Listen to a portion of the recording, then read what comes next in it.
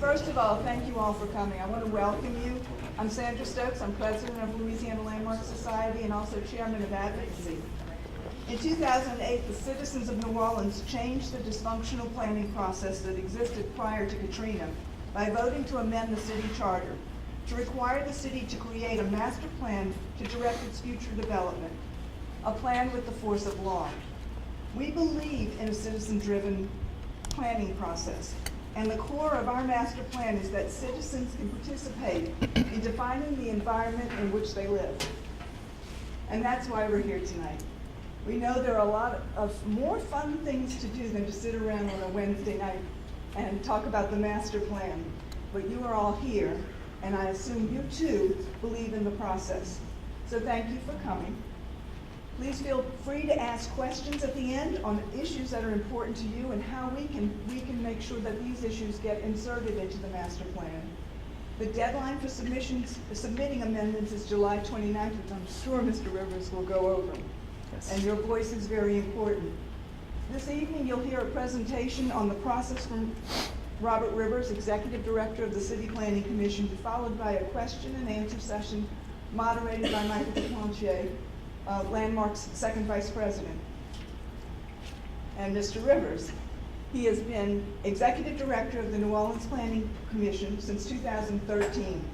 During that time, Mr. Rivers has overseen the completion, approval, and implementation of the city's new comprehensive zoning ordinance, including new stormwater management regulations, as well as various planning studies on such topics as Main Street resiliency, short-term rentals, alternative street naming, neighborhood participation, adult live entertainment. He is currently managing the overhaul of the city's master plan, subdivision regulations, administration rules and procedures, and design review processes. Prior to the City Planning Commission, Mr. Rivers was Deputy Chief City Attorney in the city's law department, overseeing transactional and regulatory matters, and was a special counsel in the real estate section of Jones Walker's New Orleans office. Mr. Rivers has held a number of planning positions in New Orleans, Washington, D.C., Virginia, Maryland, and Massachusetts, including administrator of the Nantucket Historic District Commission in Nantucket, where he led and supervised design review and enforcement of historic preservation regulations for the National Historic Landmark District, consisting of over 10,000 structures. Mr. Rivers holds an undergraduate degree in architecture from Princeton University, a master's degree in urban and regional planning from George Washington University, and a JD with honors from Tulane University School of Law. And best of all, Mr. Rivers was a former Louisiana Landmarks Society board member. Mr. Rivers. I've got my own. Thank you. Thank you. Thanks very much for inviting me out here to talk about the master plan. You know, the master plan is something that comes up in almost every single meeting that we have. And so, you know, this is a real unique opportunity that we have now to actually re-engage in the master plan. And so what we're trying to do, and this is part of it, we've been, since January, we've been getting out in the community, meeting with as many people as we can, as many people who will invite us to come speak with them, but to talk to them about the process and about how everybody can get engaged in this process.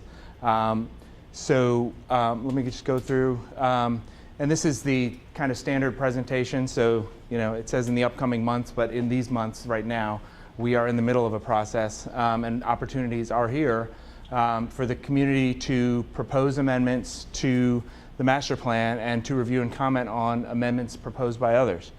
And of course, we want you to be engaged in this process. Next, please. So this is really going to be a bare bones or a baseline explanation of what's the master plan, what's in the master plan, and then the kind of more detail about the revision process. So the master plan is a requirement of the city charter.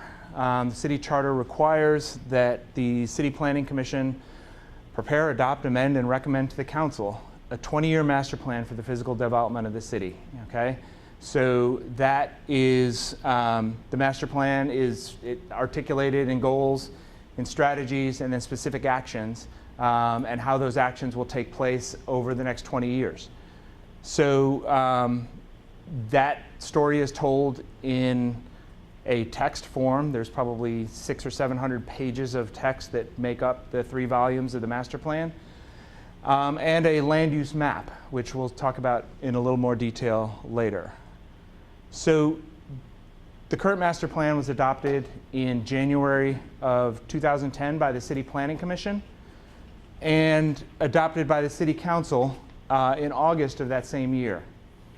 Interesting thing about those dates is that the current administration came into office in May of that year. So City Planning Commission approves it, Land Use Administration comes in, City Council approves it. So consequently, one of the themes that we are looking at in terms of this is that what the current administration is doing on a lot of the subject matter that is the kind of guts of the master plan are not reflected in the master plan. Okay, so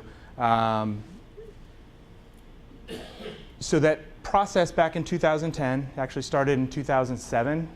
Took 3 years to complete. As I said, there are 3 volumes. There's an executive summary volume, the strategies and actions volume, which is with the meat and the recommendations of the plan, and then the context and appendices, which are the ancillary materials that support that second volume. Sandra mentioned the 2008 Charter Amendment, which was adopted by citywide referendum. Many of you, if not all of you, were here in the aftermath of Katrina and the whole kind of interest in reform and government reform, and this was part and parcel of it. So what this was really directed at is how we make land use decisions here in the city of New Orleans. You know, without going into too much detail about how that was made, you know, people were upset about that and felt that in the wake of Katrina, we needed to do a better job of making sure that those decisions were consistent with some kind of general vision that the citizens had articulated for the growth of the city. So this is the birth of the force of law idea. So what the force of law provision in the charter says is that any land use decision made by the city of New Orleans has to be consistent with the land use provisions of the master plan. Okay? We'll get into a little bit more detail about what all of that means in real life, but we are a pretty unique city in this country in that we have a legal requirement to abide by the master plan. Many other cities and most master plans are aspirational, they're guides, they're not mandatory that decisions be made, but they're for guidance. So this particular plan did win a national award from the American Planning Association. Always have to put that plug in. Next slide, please. So what's in the master plan? So the first part right up front is an explanation of what the force of law means. Force of law generally means, and you'll actually see it on the next slide, that chapter 14 of the master plan is called the land use plan. So the land use provisions of the master plan are contained within chapter 14, okay? So the provisions of chapter 14 are generally deemed to have the force of law. The rest of the plan is not. Now, there's some language in the rest of the plan that supports or that follows or is dictated by the content in chapter 14, but it's chapter 14 that is the true force of law. So the rest of the plan goes as follows. The first thing it says is, this is our vision, this is what we want as a vision statement, the city to be in, at the time it was 2030. So we're going to be looking at 2036. Actually, by the time we're done, it'll be 2037. The vision really is around 3 things. It's around livability, opportunity, and sustainability. Those are the 3 things that were the 3 themes that were used to kind of craft the recommendations and structure the plan. So after the vision comes a little background information. In chapter 2, there's a discussion of land use trends, of population trends. Obviously, this is very heavily focused on the aftermath of Hurricane Katrina, how the recovery effort is going. Very much a snapshot of 2010. So we anticipate that we will be putting in a little update of that, of what things look like in 2016. Chapter 3, the previous planning and the charter amendment. This is a narrative that describes all, and if you were here during this time, you know that a lot of people, they call it planning fatigue, but there were a number of planning efforts in the wake of Katrina so there's lots and lots of community engagement around the idea of planning, culminating in this effort in 2010 to adopt this plan. And then finally, the community speaks and shapes the plan. This is a narrative of how this plan is first and foremost a document of the community. This was an intentional effort to have the language of this plan start from the grassroots, consensus building amongst the citizenry, amongst stakeholders, and have those ideas kind of percolate up and then get adopted into a plan. So this plan is really about how the community spoke in 2010. So then we get into the substance of the plan. These are the kind of what we call the core topical areas. Neighborhoods and housing, historic preservation, green infrastructure, which has a different meaning today in the way we use that term. But back then it meant parks, recreation, and open space. Health and human services. Next slide, please. Chapter 9 is how we prosper. Economic development, enhancing opportunity or prosperity and opportunity. Then we get into the sustainability. Community facilities, services, and infrastructure. Transportation, resilience, another term that has taken on somewhat of a new meaning since 2010.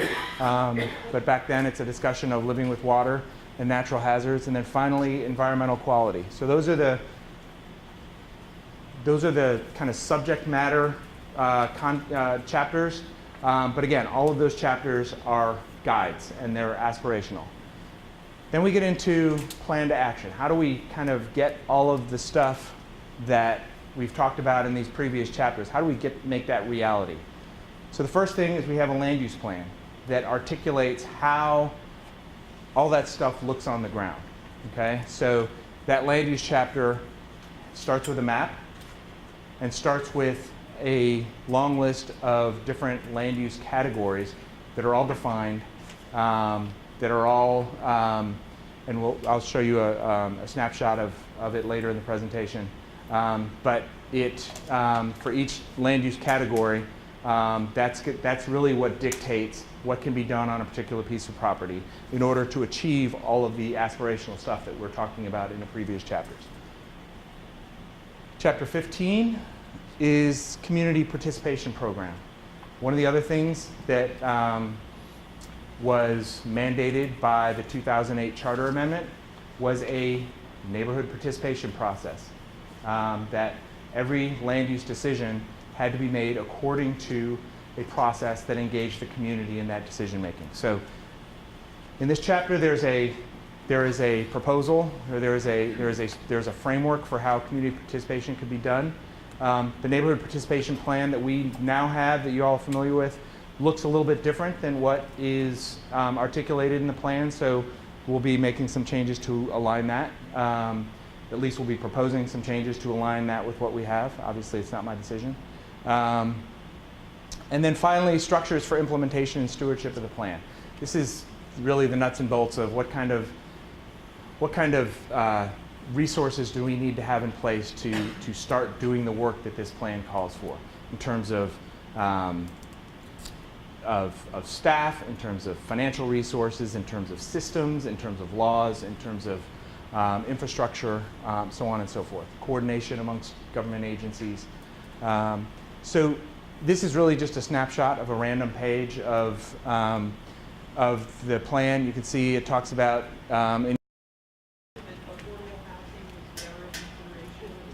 so if you saw the contents where the first chapter was, chapter 5, was about neighborhoods and housing.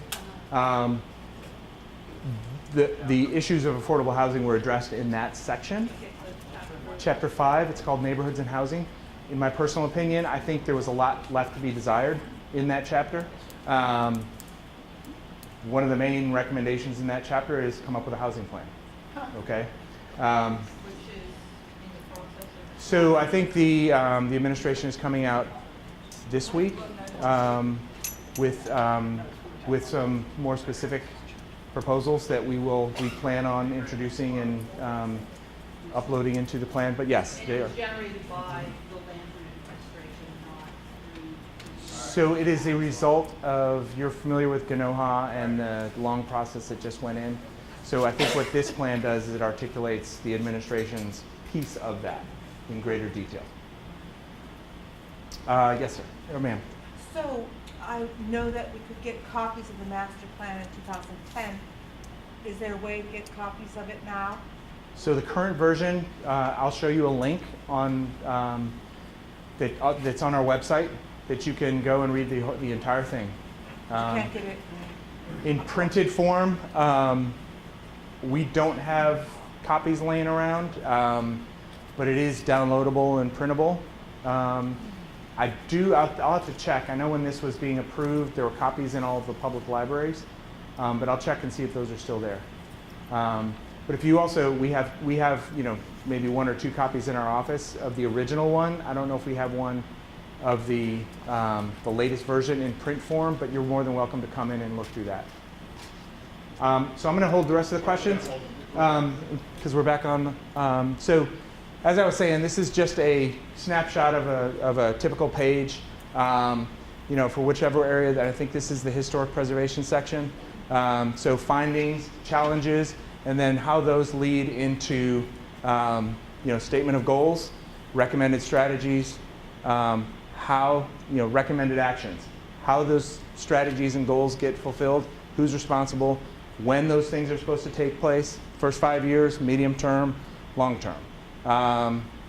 Resources, what kind of resources do we need in addition to what we had at the time in order to make those things happen? So staff time, volunteers, marketing funds, CDBG monies, and then for more information, this references you to other parts of the master plan, either in some of the narrative in the second volume or in the appendices in the third volume.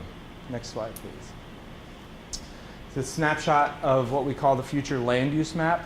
So this is the map, and these are the categories that we, as the City Planning Commission staff, look at when we were doing our consistency analysis in accordance with the requirements of the city charter. So what you see on this chart are all the different land use categories that are currently articulated in the master plan, and each of those is defined and has a listing of the types of uses that are going to be permitted in there, and then has a statement of the type of character that those places are supposed to aspire towards.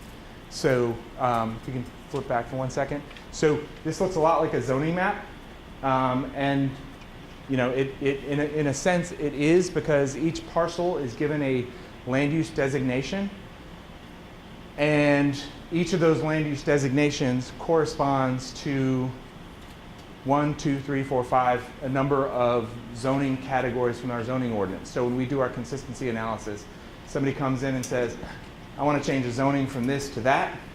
We look at that, what the zoning category that's being proposed. We look at our consistency table. We see what the land use designation that corresponds with that zoning category is. We look at the map. We see if those things are alignment, and there's consistency there. So we say there's consistency. Okay. Consistency is not the entire inquiry. We look at impact. We look at lots of other things, but one of the threshold issues is there consistency. Okay. If those two things don't align, then we are generally going to recommend disapproval. Okay. Next slide, please. So the revision process.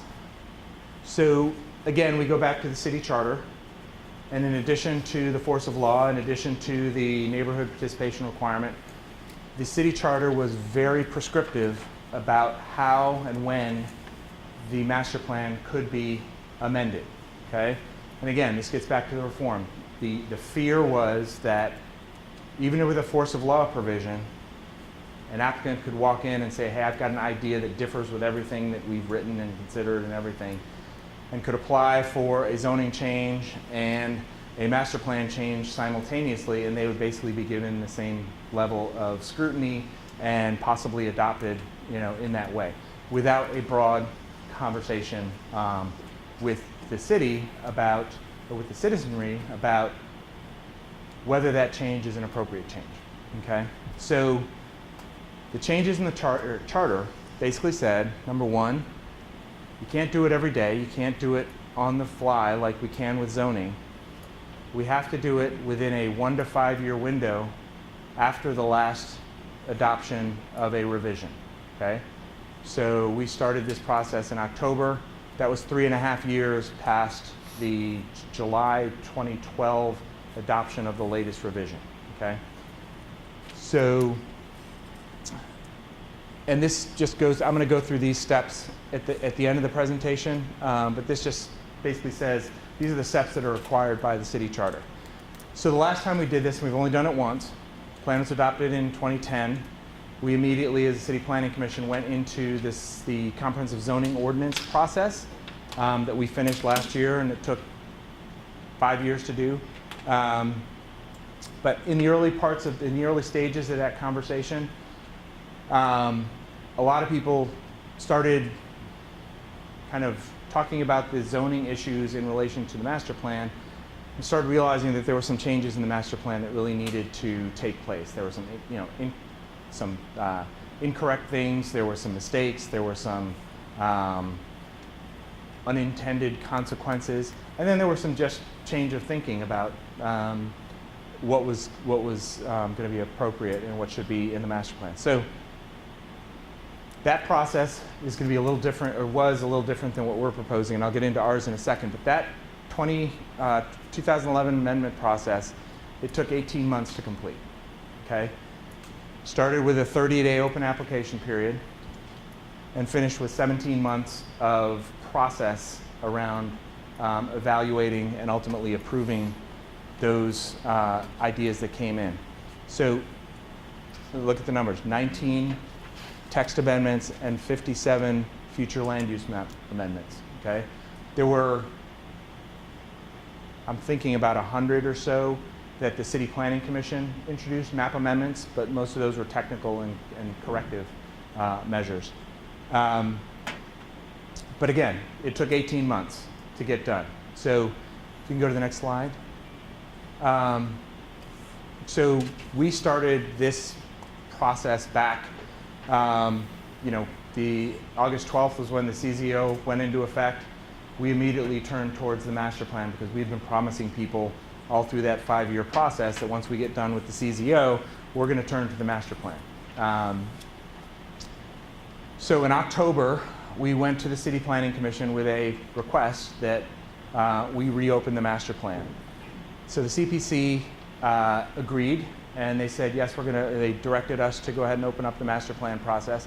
And they did so based on 3 main things. One is that between 2010 and 2016, and at the time 2015, there have been a tremendous amount of change in this city, all across the board.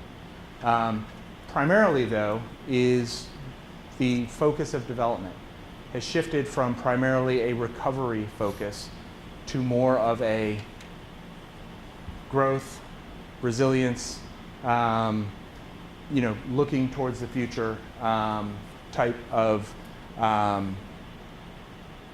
focus on development. The market, the development market today is drastically different than it was in 2010.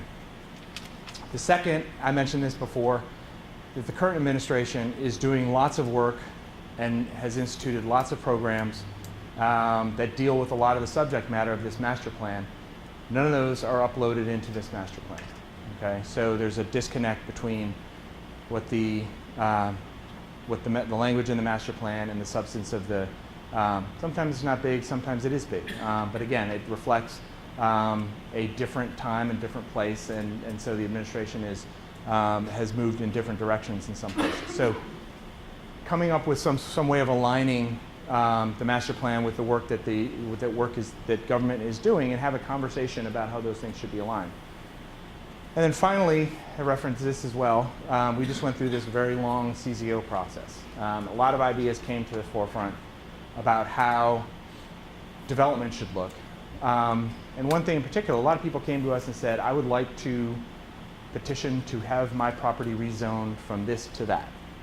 And for a lot of those people, we had to say, you know what, it sounds like an interesting idea, but we can't even consider it now because it's not consistent with the master plan. So you're going to have to put that on hold until we get to the master plan process, and then we can take it up then.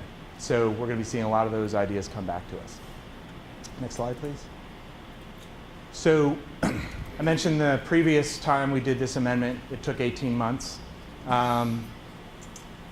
And it was a 30-day period at the front end and a 17-month period at the back end. We wanted to do it a little bit differently, but still be able to check all the boxes that are required in the charter.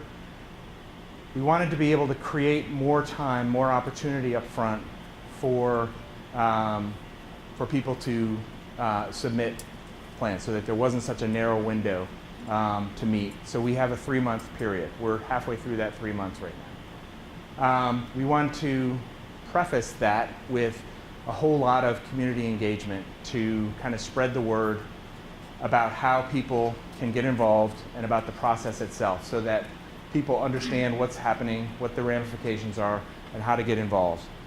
And then finally, in that back end part, we wanted to make sure that 17 months is a very, very long time. And in practical terms, 17 months from August puts us right in the middle of the political season.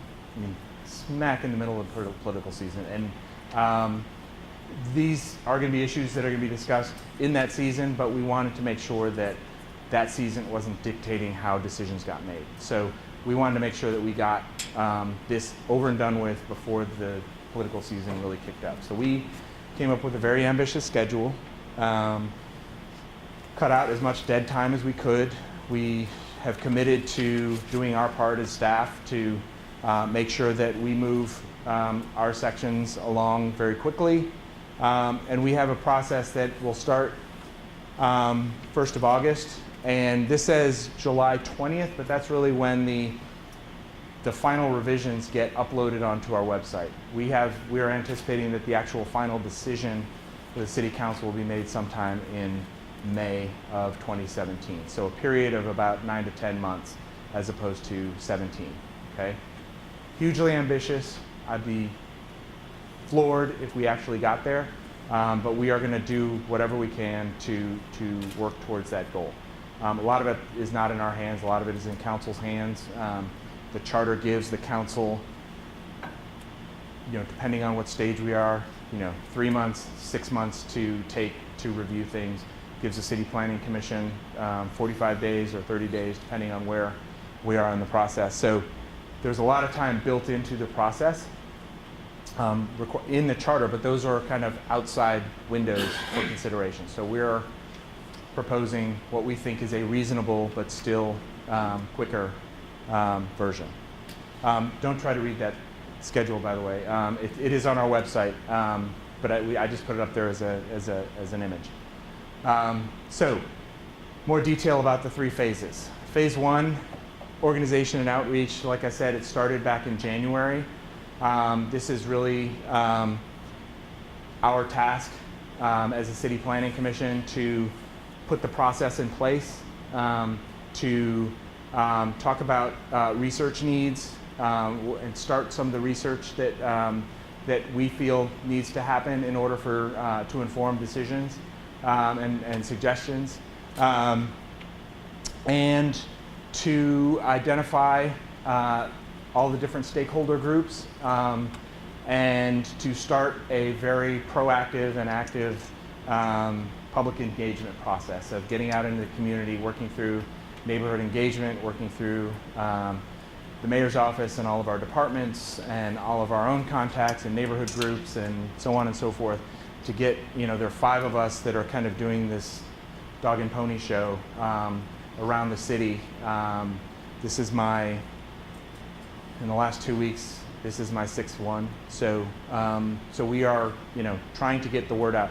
What we want to make sure is, because we do have a hard deadline at the end of July, we want to make sure that nobody walks into our office in mid-August and says, hey, I got some great ideas, how do I get them into consideration? And we have to say, you know what, you missed the window, and we can't take that in. And it may not be 2-3 years down the road until we can take those in again.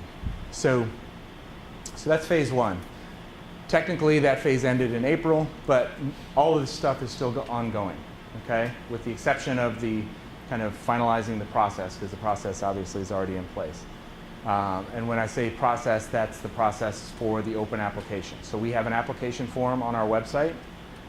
It lays out all of the rules that need to be followed and all of the requirements that need to be submitted.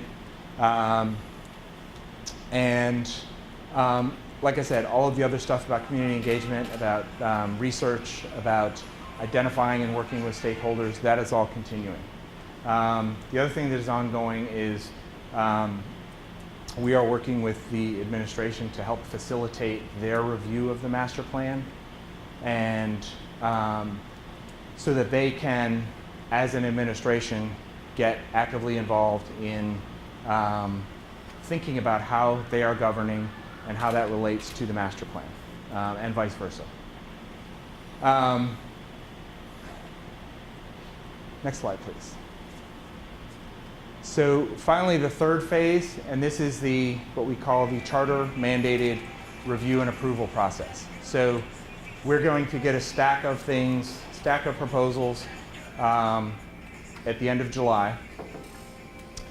My staff and I are going to go through each and every one of those. First thing we're going to do is make sure they're complete.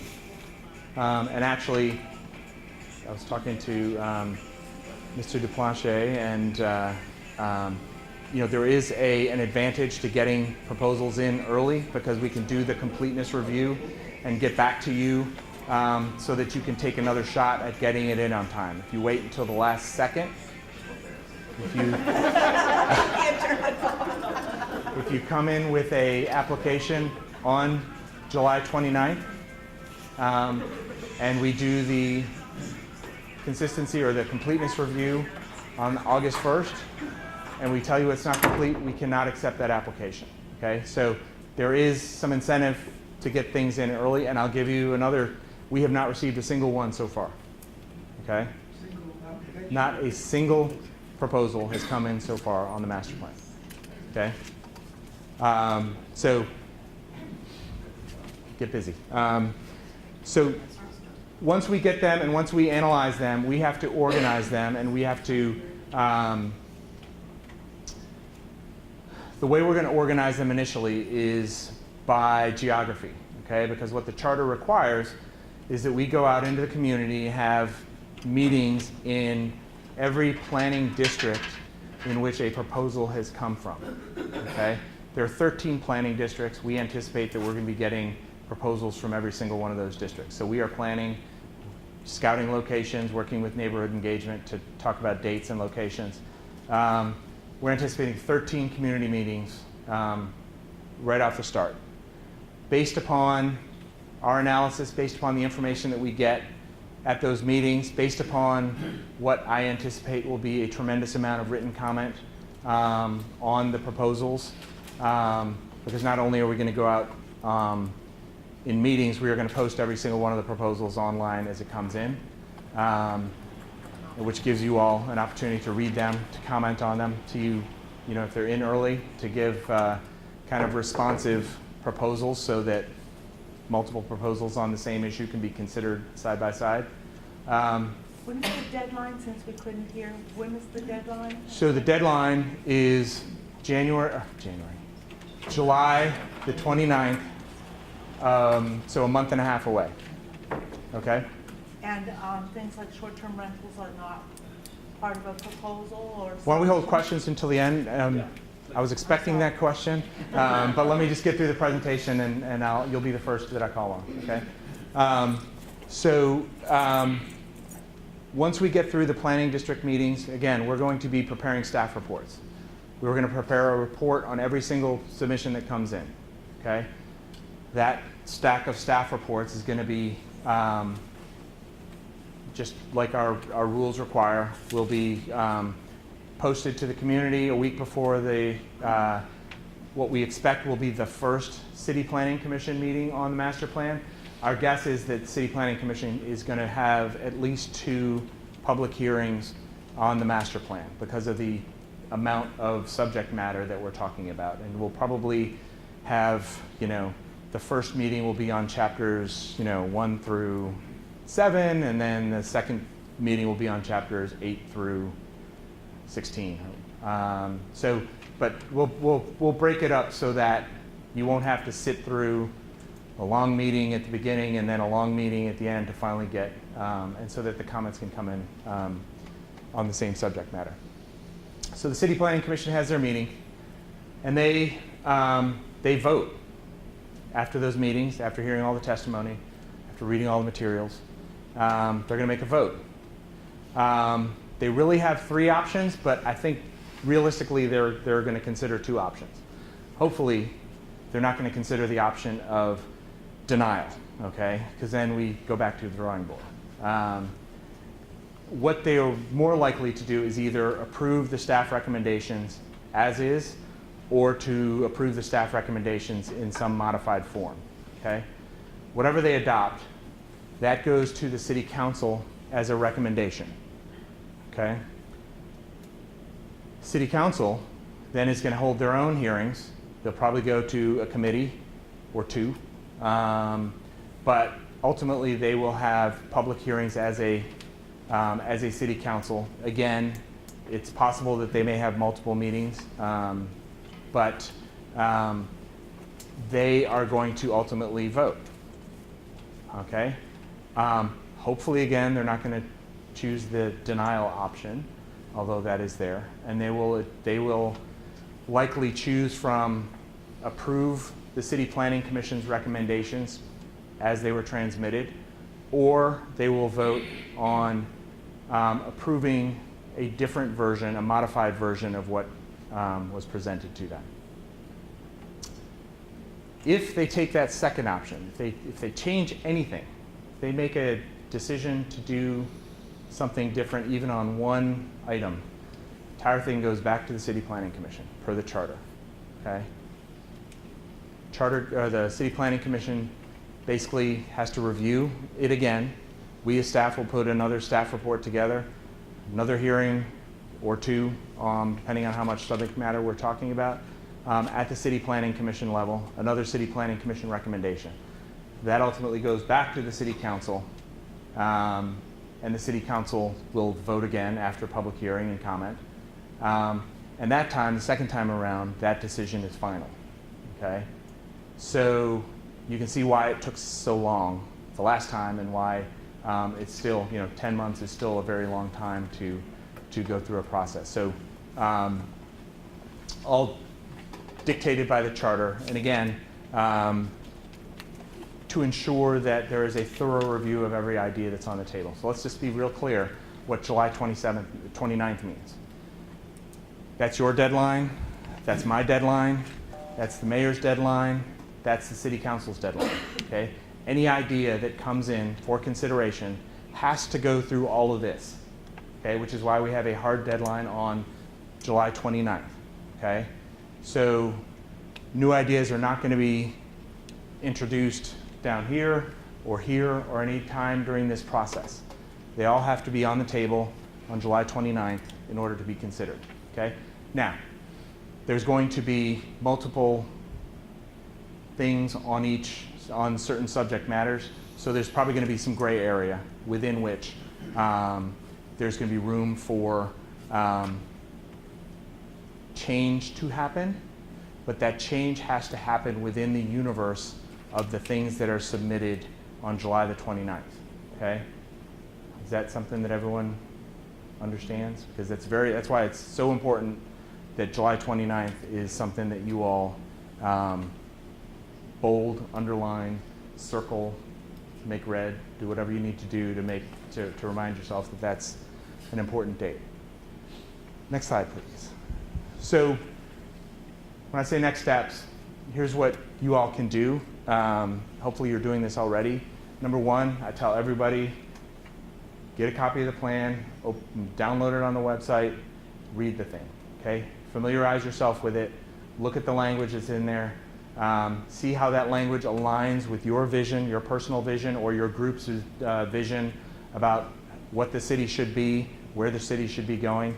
But educate yourself about what the master plan is. And if you need help doing that, if you need help getting to the actual plan, or if you need help understanding what's in the plan, or if you need help, you have something you want to talk about, short-term rentals, and you want to find out where that is in the plan. It's not in the plan right now, but where it should be, if it does get in the plan, give us a call and we can sit down and work with you on figuring some of that stuff out.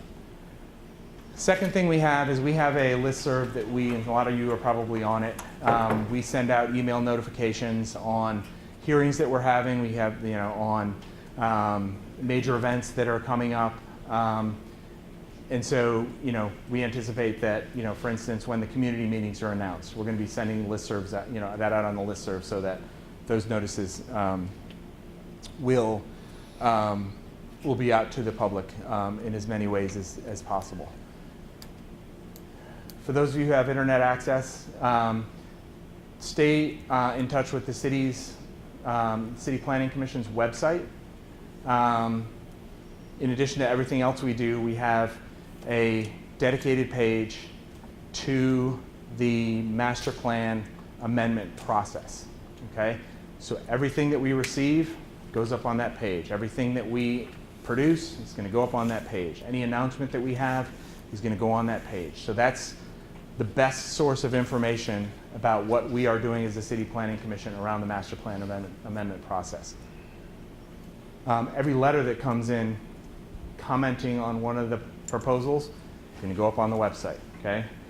We want to get as much information out to you all so that you can respond, you can engage, you can comment, you can agree, disagree. However, I think having a robust conversation about these issues is extremely important. And then finally, tonight is evidence of this. Work with your stakeholder groups, get informed, discuss what you can do, what you can't do, what you want to see changed, what you want to see kept, but put together ideas and bring them to the table. And we've got a long public process ready to engage in those conversations. So I think that's the last slide. Actually, Paul added one on me. Yes, he added this. So this is the application. And I'm glad he did because I think we had a question earlier about the application process. So we have an application form, which there was a screenshot of it on the prior slide. This is a motion that the council adopted that establishes a fee for certain applications. Okay? Those applications are very narrowly defined. Either a map change, okay, that future land use map that I showed you. If anyone is proposing a change to that map, okay, that's going to come with a fee, okay? And then in chapter 14, in that chapter that has the force of law, the land use chapter, the descriptions of the land use categories, okay? The definition and the permitted uses and the expected character for, suburban, post-war, low-density residential. If you want to make a change to that, that's also going to come with a fee. And those fees, the logic behind having those fees, and I understand a lot of people or some people have expressed some displeasure about those fees. Our logic is this. We have fees for zoning changes. Okay? If you're going to apply for a zoning map amendment, if you're going to apply for a zoning text amendment, there is a fee attached to that. One, because there is a cost that the city bears in processing those applications.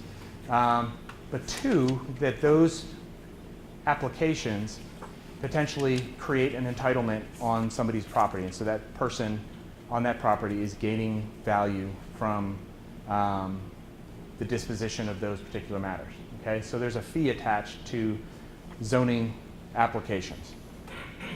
We identified that the map changes and the text changes on the land use categories are almost identical in substance to the zoning map idea, zoning map amendment or a zoning text amendment. Okay, if you change the future land use map, say I change it from residential to commercial, and it's my property, I get an entitlement. I get a lot more monetary value out of my property. If I change the definition of what's allowed in a residential section that allows me to do something that I couldn't do before, again, I get an entitlement that I didn't have before, and so I gain some value out of that. So that's the idea behind the fees, and again, it's modeled exactly after our zoning fees, and the amounts of the fees are exactly the same. So for a map change, you're going to pay the same amount you would for a zoning map change, and for a text change, you're going to pay the exact same amount for a zoning text change. One other matter about those types of changes. Map changes can only be proposed either by the property owner or by the city council or the mayor or the city planning commission.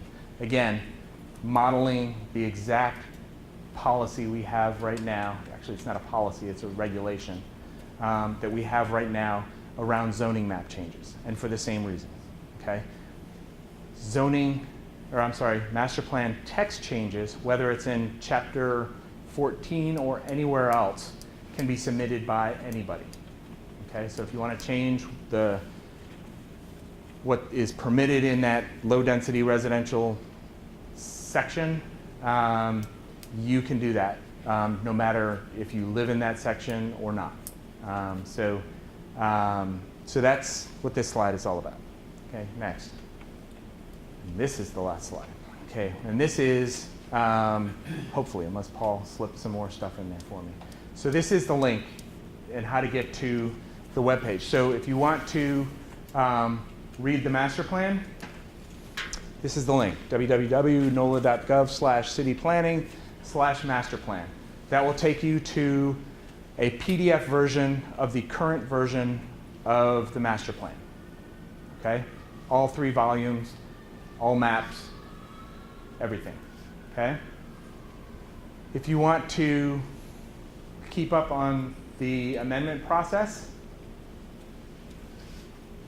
same thing, www.nola.gov/cityplanning/MP amendments. Okay? If you can't remember that, just go to the City Planning Commission webpage, the main City Planning Commission webpage. There's a column on the left-hand side that has links to all of the pages that are on the website. One of them is 2016 Master Plan Amendment Process. And so that'll take you right to that page. Okay? And I think that's it. Want to open up for questions now? Yeah, I think the man right there, Yeah. she had a question I promised. If you have the questions, address what was talked about tonight, rather than discuss your own personal situation, if you would, please. I'll let you recognize this. But did I answer your question? No. Okay. Okay, so you may say, come to the office, we'll help you with this. I'm a private citizen, but I think I represent a lot of people where I had gone to the short-term rental meeting and even wrote letters to the editors, but it was characterized as a battle between the hotels and the city versus what I had said. I'm finding less and less parking in the Vucre and the Marigny. I live in the Carrollton, and there's very little parking. And in the city commission's proposal on page 19 and 22, it says that if you have short-term rental or bed and breakfast, you have to have at least one off-the-street parking space. And I said, in the urban areas, there are very few driveways, And how do I So bring that to? let me do this. I'm more than happy to stay up afterwards and talk about the short-term rental question that you have. Yes. What I want to make sure is everyone gets a chance to ask questions they have about the master plan process.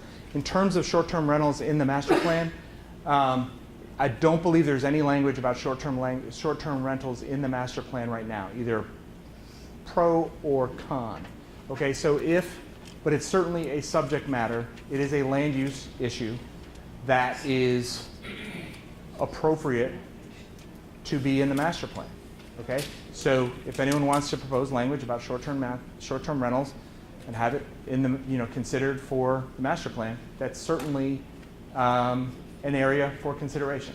Okay. So then we'd go to your office or interact So with there's someone? there's an application process, and certainly if you want to come to the office and talk about that process, we can sit down and walk you through that process. I Okay. appreciate that. Okay. Yes, sir. This piggybacks on, I believe this, we met you on the elevator, Marlene's question. If what you said before, I'm paraphrasing, that in the previous master plan, things have been incorrect or there have been mistakes or unintended consequences. If in fact, people, I'm returning the $1,500 idea because that really sticks in the craw of a lot of people. If in fact, what Marlene just said, it might not just be a text thing, it might be a map thing. So suddenly a resident or a not-for-profit has to contend with this very high bar that a developer would look at as a cost of doing business. So the why and the how the $1,500 got inserted into the process, I don't think it is analogous to zoning changes. It's not as if we're trying to get some entitlement to help us. We're trying to prevent things often that would be a horrible, egregious thing to our neighborhoods. It's not, you know what I mean? So could you answer that as far as why the $1,500 would apply? I don't mean to put words in Marlene's word, but perhaps you have to have something to do with the map. Not at all. So I think it is directly analogous to it because the same situation exists, the same impact can exist with a zoning map change, okay? And right now, the current regulations are that even if you don't live or you don't own the particular property, you're not allowed to submit a thing. But if you are paying to have a zoning text change done, you still have to pay that fee in order to get considered, right? Even if you're talking about reducing it and you're not going to get any value. Mr. Rivers, and I don't want other people want to speak. There's a couple other questions I have for later if there's time. The idea of the spirit of the master plan and the reason it got enshrined through the referendum process was not so that it made ease for the city administration for, just very quickly, you're giving us July 29th. If this is anything like the CZO, if the mayor or the administration comes in with all sorts of stuff that nobody can absorb and digest on the eve of the last comment period, how are we to, if we cannot respond to that, if July 29th is the last day to close the Iron Gate, we're kind of screwed. So, Totally screwed. well, that works always. Anytime there's a deadline, somebody's going to have the ability to come in at the last second and surprise everyone with what they do. Let me say this. Number one, the difference here is that there's a 10-month process after that where there's going to be, uncountable number of public meetings that are either going to be out in the community with the planning district meetings, with the city planning commission, with the city council. I've already heard from a number of other organizations. I'm sure that this organization could consider having forums for, debating the things that are on the table for consideration. I think the difference, and you mentioned the CZO process, a lot of last minute stuff happened right before the final vote, right? Sure did. Okay? Yeah, we're all surprised. At least here, the last minute things are still 10 months before the final vote gets made. So I think there is a significant difference there.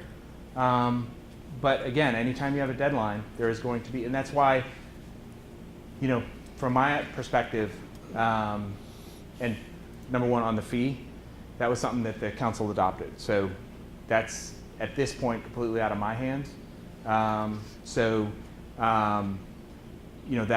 That's the regulations that exist right now. That's the law. If you're going to apply for something like that, that's what the law says. Okay. Number two, If you want to not pay the fee, and Gordon's going to hate me for saying this, you can talk to your council member, because that council member may want to adopt the position you're taking and have that introduced. Okay? And if the council submits it, any council member submits something, they're not going to be charged a fee, and you're not going to be charged a fee if you do it through the council. This is specifically the text changes. Any proposal. Okay? Can we also go through the city planning commission? Yes, you can. So we can come to you with the change and say, can you submit it for us? Sure. But there, with any of those things, there has to be agreement with, if you come to us and say, I would like to do this, and I say, hey, you know what? We've already thought of that and we're already doing it, we could save you some money. If you come to us and say, hey, I'd like you to do that, and for whatever reason we say, you know what, that's not really something either we want to do or that's something that we are not in agreement with, we're not going to take that on. Okay? So, yes. I just wanted to point out, I think the way that you described it, I'm remembering why it was written that way, the process for approving it. In the last vote, the council is either up or down. Is that right? They can't make amendments at the last vote. I don't believe that's in the charter. I think they can still, I think they're limited to the universe of, I'm not sure, but that's actually an interesting point. Because I thought any change had, they had to vote on something that came out of the planning commission, which is why. I'm glad you brought that up, and I will follow up and find that out. And I was at a meeting before that some of you probably were, and that same question came up, and that's just something I hadn't followed up on. But I don't recall seeing that specific language in the charter, but I can double check on that. Yes, sir. So how did the urgency of this date of July 29th come about? It's just part of my question. Because you started off the lecture, I'm Stephen Chauvin, Chair of the Wallenstein for Landmarks. You started off the lecture saying that the mayor wasn't involved in the last process and that he wants to, have some input. And he felt left out, I suppose. But now you're saying you want to hurry up and get this over with before we can have before the political season. So we don't have the process, the people who voted for this to have the force of law, thinking that it was everything, but now we're told it's only part of it, that you want to charge us now to alter.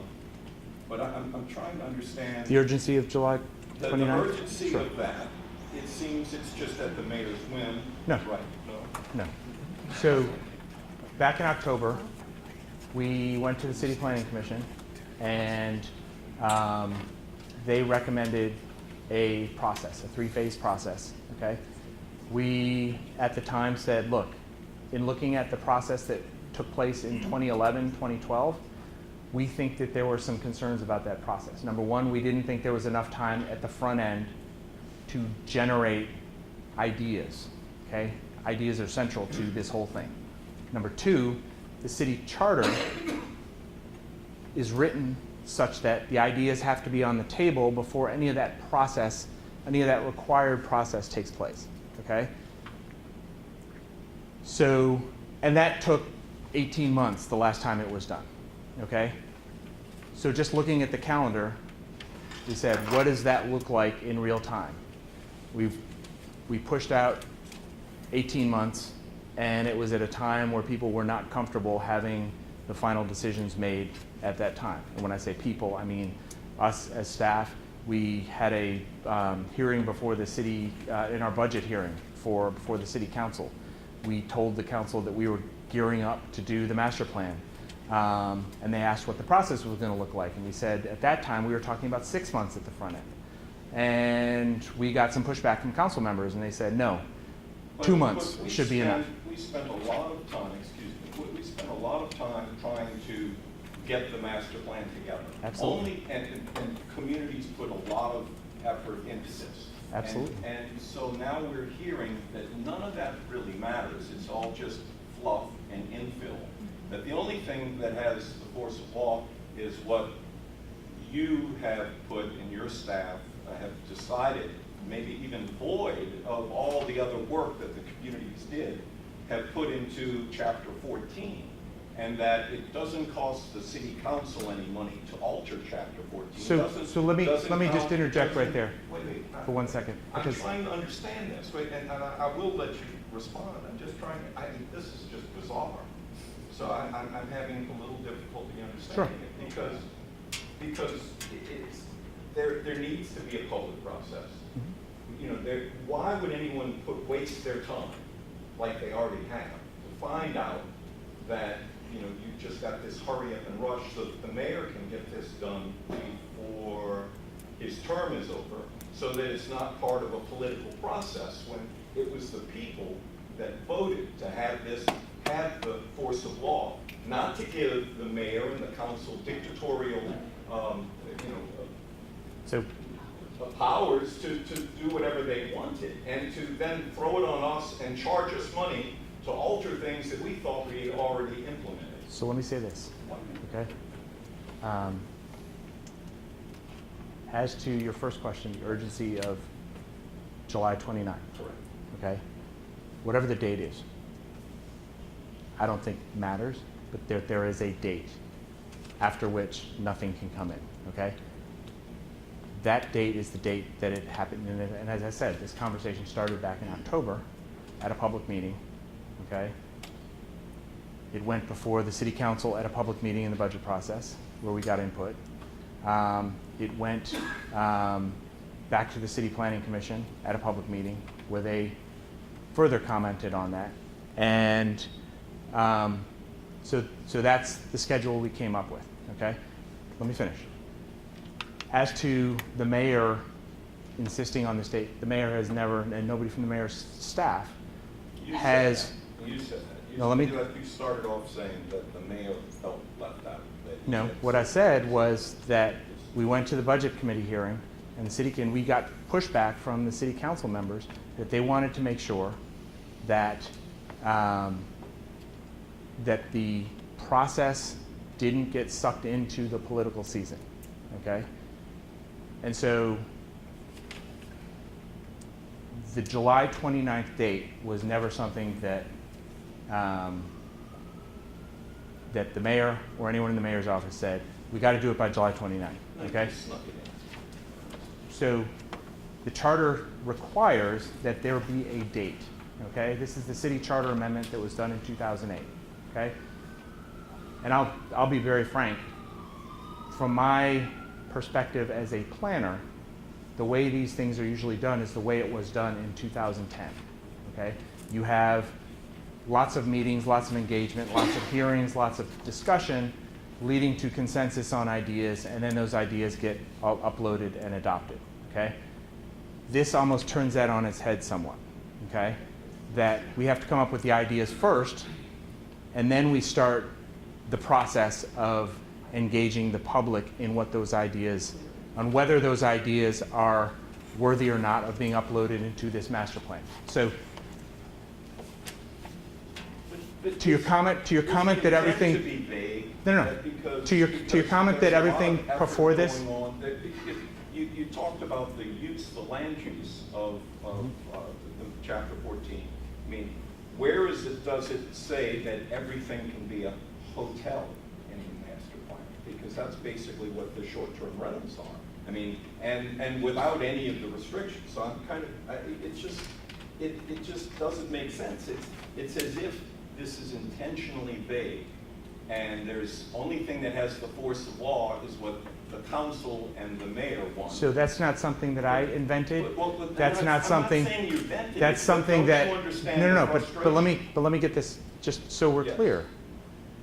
The section in the master plan that explains what the force of law means, Mhm. okay, has been in the master plan and was adopted as part of the master plan back in 2010. I mean, 2010, the charter. okay? There was a charter amendment in 2008, Correct. and in adopting the master plan that came after that, So that's there why was everyone discussion. worked so hard. There was discussion about what the force of law meant, and that language was put into the draft of the master plan that went to the public, and that ultimately was adopted by the city council. So that's what the law says right now about what that means. why don't we move on this, because it is unresolvable. I will say that there is a body of thought that the entire plan has the force of law. That's the way the charter amendment was written. But I don't think we're going to resolve that. Well, can I actually just make one comment on this? And this, I think, to your point, we're in a revision process, right?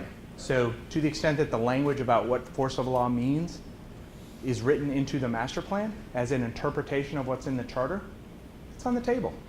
Okay, if you've got a different idea, if you've got a better idea, come forward with a recommendation about what that should mean. And don't the other chapters and I'll just give you represent best practices? Absolutely.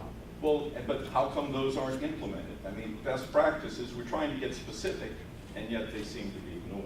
Because the way that the master plan currently reads is that those best practices are not mandatory, okay? What was considered a best practice when that was being drafted? Advisory, though. Right? Absolutely. And didn't you say that there were no proposals so far? Let's- There was another hand up. The lady had her hand up in the back there for a while. Yes. Why don't you take her? Yeah, let me help muddy the water, Bob. I'm sorry? Now, through this process, then, we're going to have amendments to the master plan. I can't help but think that there will be requirements to amend the zoning ordinance. Absolutely. Okay. So, and you did say, I just want to make sure you did say SPRs are nowhere in the master plan currently. Correct. How then did the staff say it's consistent with the master plan? So there, alcohol, so no, I'll answer that. Yeah, I'll answer that. Alcohol is not in the master plan. So, Bars are, and they serve alcohol. but alcohol isn't. So that- So, okay, when, that so every gets time to- we have an alcohol application, whether it's, an ABO or whether if it's not a bar, if it's a packaged liquor store, there's a zoning process around that there's not, and what we say is that the master plan is silent on this issue. Yeah.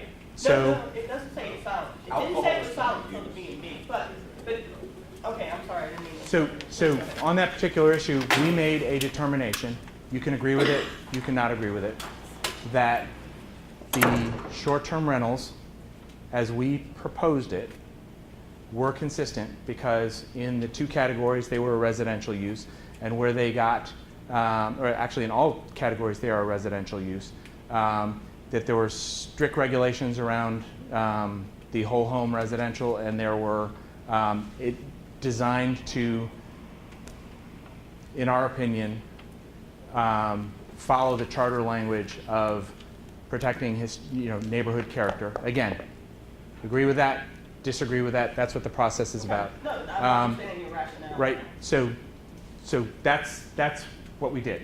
And whenever there's an issue that comes up that is not directly addressed in the master plan, that falls on us to, one, see if there's anything in the master plan. Two, if not, make a judgment call about how that relates to the broader themes and broader ideas and ideals that are in the master plan.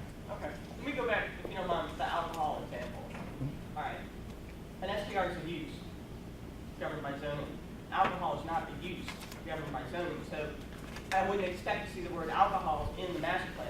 Packaged But- liquor store, Okay. whatever you want to Use the word call it, alcohol, the yeah. use that sells alcohol. And I don't want to Okay. belabor the short-term rental, because that's what I'm trying to get. Then you would foresee a tremendous amount of revisions in the range of uses when you all look for the consistency with the master plan and those range of uses, your consistency analysis. Because that's what you're doing now with you're looking at the range of Mhm. uses within, okay. I just want to, Absolutely. okay. That So, application but to your has- original question about the zoning, how the zoning, so we're changing the master plan. I anticipate that because of changes that are going to happen in the master plan, we're going to get back to a place where there is a disconnect with the zoning, some elements of the zoning ordinance and the master plan as it gets adopted. So yes, there will be follow-up recommendations, either submitted by us or submitted by, for instance, someone who gets a future land use map adjustment made. They will probably come back with a zoning application to put the zoning in place around that. So that's the way this was intended to be. You do the master plan, and then you align the zoning with it, and then you revisit the master plan every 1 to 5 years, and then you align the zoning around that. That's Yeah. that's the And design. along to the unintended consequences. I mean, if that's a text amendment, we can write that in the application to you all. Absolutely. Not a map, but text. Absolutely. Because there's several unintended consequences. Absolutely. Let's take All right, thank you. Sandra, and then Keith, and then Joe. Okay. Chapter 6 of the master plan calls for a preservation plan. Mhm. And it calls for the creation of the preservation plan, which is still lacking. What are the plans for that? Where are we in that process? That's a very timely question. Preservation is most of it. I'm sorry? No. So, I come from a preservation background. I was a preservation planner. I've written preservation plans. When I was hired in my interview, I talked about the possibility of I think it's, and I know the reasons why the recommendation in the plan was to create a preservation plan instead of having the preservation plan created while the master plan was being done. The short answer to your question is that I've had lots of conversations with Elliot and Brian, and that there is definitely interest in putting together a master plan or a preservation plan. We've gathered examples from places all over the country that have master plans and to see what that looks like. The reality is that neither he nor I nor the VCC have the staff to dedicate to a citywide preservation plan process. Okay, and so the reality is in order to get there, and I think this is what the plan said, the master plan says, is, essentially it's a funding issue, okay, of hiring a consultant like they did with the design guidelines for the HDLC, okay? That's another thing that the HDLC didn't have. They had to go out and hire a consultant to put together design guidelines. VCC did the same thing. They hired a consultant. This is another one of those things. We did it with the master plan, and we did it with our zoning ordinance. We hired a consultant to give us the capacity and the expertise to tackle that type of job, okay? So that's the exact same thing that is going to be needed here. So that line item is still there, and I can't remember the exact language about whether it says funding, but every year there's a budget cycle. There are public meetings, not to put words in your mouth, but there are opportunities to speak to that need at those budget meetings to see if funding could be allocated for a preservation plan. I know that Elliot wants to do it. I know I want to do it. And I think it could be very useful as a tool to think through all the stuff we see regularly at my commission hearings, at HDL commission hearings, all the stuff that we're fighting and skirmishing about on a case-by-case basis. If there were some rules in place or some planning and some ideas about how those issues should be avoided, dealt with, or just accepted as a policy, I think a lot of our lives would be a lot easier. That is true. One of my concerns is that we see the list of initiatives that the mayor has, and nowhere on there is preservation or his Sure. or maintaining the character of the neighborhoods, the things that really drive our tourism dollars, drive our city and make us so unique. And we're concerned that there's always priorities that never are preservation, and we tend to get demolished a lot. Okay. Yeah, I wanted to follow up on what Karen had talked about on short-term rentals. And, at the last council meeting on short-term rentals, I spoke and said that, in my opinion, the master plan did give us guidance on that, because it said, the very first thing it says in chapter 14 is to protect or enhance successful neighborhoods. And if you look in the other advisory chapters, they tell you what makes good neighborhoods, and it's all about residents and traditions and things like that. So, but really the point I want to get to now is I'd like you to give us the advice as to where do we need to write in the language that would say that short-term rentals are not, should be, maybe we need to put it in, pay the $1,500 So let me- and put it in chapter 14. Let me say this, and because, you know, I spoke to Michael about this at the beginning. Right now, my focus is on process and about spreading the word about how everyone can get engaged in the process. To that particular question, you know, what I would just put it back on you. What are the things that you feel are affected by short-term rentals? So if it's a neighborhood and housing issue, look in the neighborhood and housing issue chapter. If it's a land use issue, look in the land use chapter. Again, that's the chapter where there's going to be some force of law behind it. So that if it's a preservation issue, look in the historic preservation. If it's an economic development issue, look in the economic development. That's the most that I can give you at this point. You know, and I say that not only as, you know, because I want to focus on process, but also because I don't want to predetermine any outcome or any recommendation that my staff may have or I may have in reviewing proposals that come in. And that's what our job is ultimately, and as part of this process, is to be the kind of filter and the evaluator and the recommending, you know, staff. So I don't want to kind of presuppose, do that, and then, you know. Let me ask you in the process manner. Sure. If we want to accomplish some end, is it enough for us to say, for example, we want to outlaw some practice, or we want to encourage some practice, and then if it's, could we depend on the staff then to take our desire for that end and to write into the plan the language that will lead to accomplishing that end? So what we would do, and I think what you're saying is if you submitted an application, it was general, it didn't have the specific thing, I think what we would... No citations, just... So one, I would recommend that you do your best to find the specific area, and if you can't come up with the language itself, then say, I want this section to be amended to convey this idea, okay?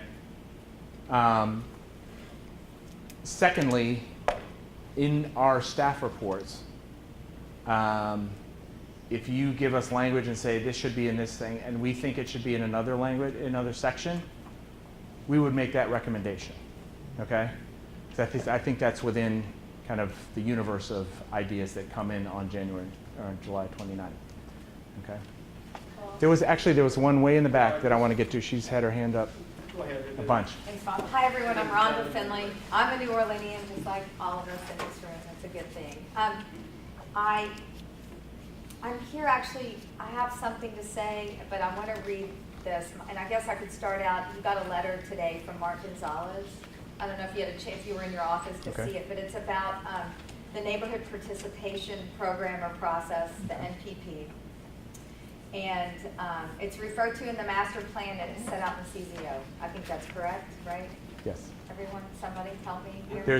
There's a chapter in the master plan, chapter 15, I think it is. It talks. It's community participation Well, process. it's 1 plus the 14. It doesn't get the force of law apparently. I'm being a little tongue in cheek because I think. The But let me say also Sure. that the charter. There's also language in the charter So it that doesn't does have the force of law. So it does have the force of law. What the charter says is there needs to be a neighborhood participation process Uh-huh. that is a formal process that accompanies land use decision making. Okay. Right. It doesn't say So let me just read exactly this. what the details of that Exactly. are. But So, well, I guess Mark's first question to you as the head of the city planning staff is, are you planning on revising that? so, and I think I mentioned this earlier, the current version of the neighborhood participation plan is not the exact program that is spelled out or recommended in the master plan. Okay, so I talked a lot about, you know, the administration coming forward with recommendations that are intended to align the current practice of governing with the applicable sections in the master plan. So, to your point, I anticipate that there will be some submission, whether it's from the City Planning Commission, whether it's from the administration, whether it's from, somebody else. That there will be a proposal to essentially replace the language that's in there now in the master plan with a policy around the current version that we have. Great. So just to get clarity, I think I heard you say that the neighborhood participation process does have the force of law? It does, to the extent that the charter requires a process to exist. Right, and then failure to comply with that process would automatically mean any application would be denied if the person submitting an application that required So- an MPP would automatically be denied no matter what? So let me tell you what the current status is, that the city has a neighborhood participation process that is tied to land use decision making. Right. Okay? That satisfies the legal requirement of the charter, that we have a neighborhood participation process that is tied to land use decision making. Okay? Right. The process that currently exists now is not the process that is articulated in the master plan. Okay? And that's the result of many. So is that a violation of law then? No, because Okay. that section isn't, that particular section doesn't have the force of law, number one. And number two, Okay, wait, well, I'm so confused, but you know what, I Let me- am but let cutting me- you off, I apologize, because it's so complicated. Here's what I want to say then, because I really do not want to hijack here. First of all, I would ask you very respectfully that every public library in the city of New Orleans have at least 10 hard copies of the master plan as it stands to satisfy accessibility, and especially a Braille copy, because it just discounts so many people no, I out of think the that's a wonderful process. idea. And I hope that. I mean, can't guarantee 10, Do you but- need me to write a letter to you about that just to move the process? No, along? I'm not going to guarantee 10, but I do think there is some precedent. When we did the CZO, we put copies of the drafts in the libraries, and I Because think we did it with the master yeah, plan as Because well. also for people of lower economic. Absolutely. It's almost cost prohibitive to go and run a copy of it yourself. I think that's- So I think for inclusiveness for the entire city, I'd like to just go on record saying that I think that, especially if the mayor is so into this and the council's so into this, they should then find the money to do it. I The think second that's an thing excellent is, idea. and then I think other people will be able to speak to this, is that if only section 14 has the force of law, then all this efforts that are going to be required of us, no matter what the legitimate request is, then at the end of the process, since you're describing process, describe to us how our input or our proposals could actually not be included at all. Can you repeat the question? So we submit an application Yes. for whatever. Mhm. Is it automatically included, or can the city planning staff just not put it forward for discussion? No. Every single proposal that comes in that is complete, Right. that checks all the boxes on the application form, will get analysis, recommendation from the City Planning Commission staff, okay? Regardless of what we say, it'll go to the City Planning Commission, and regardless of what they say, it'll go to the City Council, Awesome. okay? Thank you, because Okay. that makes it very clear then. Okay. Let's try to limit the questions if we can. We're running short on time here, and I know there's several more. I don't really know who was first. I did recognize the gentleman. Yeah. Richard, yes. And then we'll take the lady in front of him. And Believe it or not, we're not working in concert, but I did have a question about NPPs. I didn't know she was going to ask hers. Mhm. My question was, we had a hearing with the City Planning Commission. Yep. In which we all went and had input into the NPP process. Yep. People came with a lot of ideas, a lot of, I thought, good ideas, and I thought that the City Planning Commission was impressed by them. Is there going to be any sort of report that would give us, because we haven't seen anything back from City Planning? So the On that. report was adopted. That report is, it's a report, right? It's available? It's available on our website. There's a page for the NPP study, and that report was available before that hearing. It's still available on our website. And that's going to be. Now, what happens now that there's this report, right? Because that report had a lot of recommendations in it. The recommendations recommended a number of different things. And actually, check the council's website. The Government Affairs Committee, I think, is going to be having a public hearing. I think it's next week. Gordon, is that correct? I think it's next Thursday at 10. I'm pretty sure that's when it's going to be. So the council is going to have a hearing to basically, we're going to present the findings of that study, okay? What the study recommends, because there's a lot of different recommendations in there, and in order to kind of create those, or in order to follow through on those recommendations and make those things reality, certain things have to happen. Some of those recommendations are going to require a change to the CZO, okay? So there will need to be a legislative process around that. Some of those changes are going to require changes to the City Planning Commission's rules of procedure, okay? That's a process that is, we will put a version forward with the City Planning Commission. They adopt it. The council has the option to take it up and vote up or down on what was proposed. Not to change it, but to vote up or down if they choose to do. And if they don't, after a certain period of time, I think it's 45 days, then that becomes in effect, okay? There are some that have already been started. A lot of the kind of IT-related things, we are working with IT to modify the Notice Me process to be accepting of NPP meeting notices and things of that nature, so that if you sign up for the Notice Me app, you will be able to get notices of NPP meetings that are taking place in whatever area you have identified. So we are working to implement all that stuff that the City Planning Commission said we should. Some of it, it's in our hands to get done. Some of it is going to require, and the City Planning Commission obviously is going to approve those things that go through them. And then they're going to go to the City Council, and we'll hear next week what the reaction of the council is to those recommendations. It seemed to me that some of that stuff would be taken and placed in the master plan process by city planning. I mean, is that happening too? I'm sorry? Are they putting any of that in the master plan, their proposals, city planning? Because I mean, that's sort of, it seemed like that would be what it was for. Yeah, well, Since you've got this report and everyone came there. I mean, it was a good meeting. So I think that, let me say this. The master plan is, a lot of the things that were talked about in that study are really fine-grained, okay? How many days between, before a meeting does a notice have to go out, right? That doesn't need to be in the master plan, right?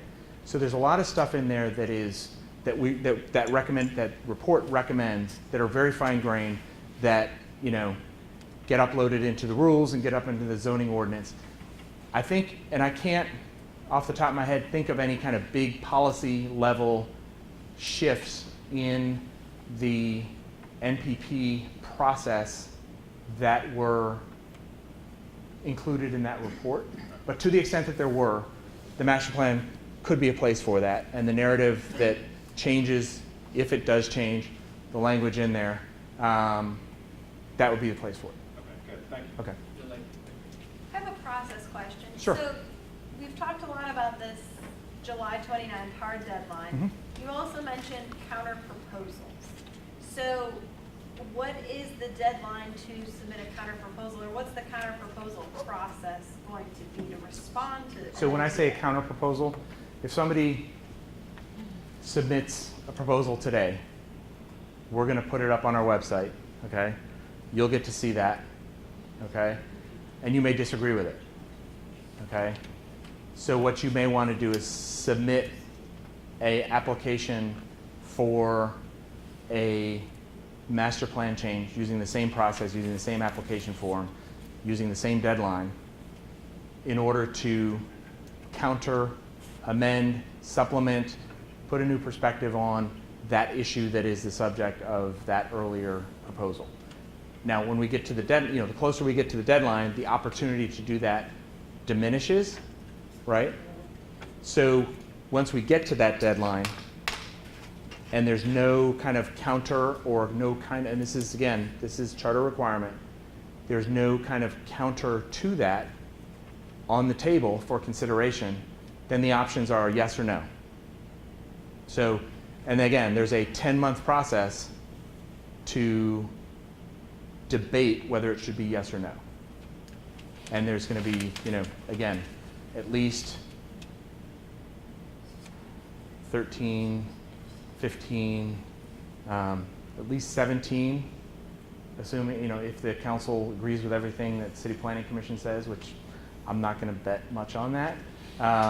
So you're looking at another, probably 4 or 5 meetings after that. So close to 20 public meetings that will be there for debate around getting to yes or no on all the different stuff that comes up. Yes. Thank you. I want to piggyback on what Keith said a while ago about, I think the real question was, who knows what we think should be in the plan should go? And I think maybe the reason you haven't gotten any submissions yet is because for the layperson on the street who might have great ideas, it's a rather daunting task to know where to suggest that goes in the master plan. That's just a comment, but here's my question. So can I just Okay. respond to that? And I'm sorry if I didn't answer the question earlier, but on anything, and I think I responded to the lady in the back there. If you have a question about any specific proposal, where it should go, what the process should be around, please come in and talk to us. And we can, we can make suggestions. We can, if you are thinking that it would go in there, we can tell you what the effect of that would be in terms of force of law. We can tell you, we can certainly work with you on, those types of questions. Can that be a process other than physically going into your office, like email? If you want to telephone? call, yeah, absolutely. Okay. All right, here's my question. You stated that one of the reasons we need to revise is, for instance, there's been a shift in the development focus from recovery to growth and resilience. Mm-hmm. And I want to remind everybody of a statement that was in the draft master plan way back when. Quote, "It does not make sense to destroy a neighborhood for the sake of economic development." Thank you, Diane. And I just want to all keep that in mind. And I think that ties to short-term rental and a lot of other things that are going to be coming up. No, so we're going to disagree on a lot of stuff we already have, right?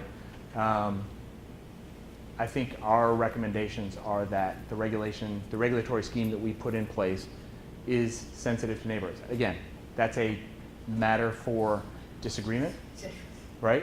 And that's a matter to be debated in the public hearing processes that we have, and ultimately to be decided by the city council, whether what we are recommending gets adopted or not. Okay, so that's what the process is about. That it's a forum for people to disagree and to have all of those different perspectives publicly vetted and decided upon by the people who are elected to make those decisions. So, Robert, can you stay a few minutes? Absolutely. And then, what's the talk? I think I would like to take her. She was being very One more, patient. sorry. Yes. Question, this kind of falls back on here. I'm a little confused about the difference between a proposal and an amendment. An amendment says. I'm sorry, I'm using those terms interchangeably. No, that's what I'm confused. I mean, I guess I was thinking, is this the process where we say we'd like more green space in our, So I'll 4 mile confuse you area? even more. What Or- we're talking about are proposed amendments, okay? No, I'm confused because we've had a lot of my neighborhood demolitions, very contested, and Sure. there's no, it's free for all. I mean, if I'm a developer and I'm gonna buy a city block full of houses and I wanna tear them all down and build giant condos and apartments and things that are happening easily right now. Okay. Is that, do I, in my 1,500 and fill out the application and say, I would like to rezone that? Is that a proposal or So- an amendment? I guess. It depends on what specifically, if you're talking about a map change, if you don't own the property, you as an individual cannot apply for a map change. You can lobby your council member to see if they would be interested in adopting that, otherwise you're gonna have to pay the fee.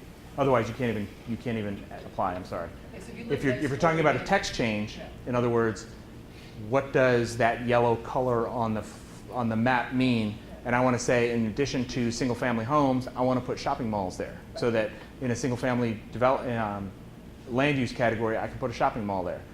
That's something that you can do. That's something that you would pay a fee to do, okay? And obviously a ridiculous example, but just, for the sake of discussion. Not with this council. It's not our recommendation. Well, just, that's what I'm curious, I'm just confused whether it's a specific that, does this favor developers that can go in and say, this is what I propose for the land Absolutely. I own?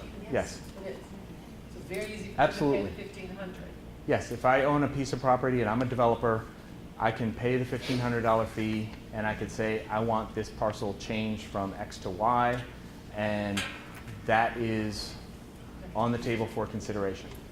This must be asked. If 10 people say, I want the commission's recommendation for off-site parking, all 10 people have to pay the $1,500?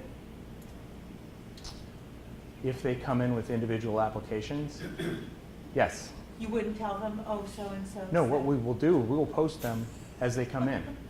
So I would suggest before you submit anything, look at our website and see what's been submitted already. Okay? Or have those, whatever kind of group that you're involved with, whether it's a neighborhood group, whether it's Louisiana Landmarks, whether it's whatever, and they are putting together a slate of proposals, then you can certainly suggest to them that they adopt that, and maybe they would be more able to pay the fee if one is required. Great. We really appreciate everyone wanting to ask your questions. I believe Bob said he would stay a little bit. I'll stay as long as y'all need me to stay. Talking to him one-on-one. I am so happy to see so much great representation from across the city. I see Bywater, I see Marigny, I see St. Roch, Mid-City, St. John, Carrollton. Holy Cross. French Quarter right here. This is a great opportunity for everyone to come and hear what Bob had to share with us tonight. Thank you. Thank you.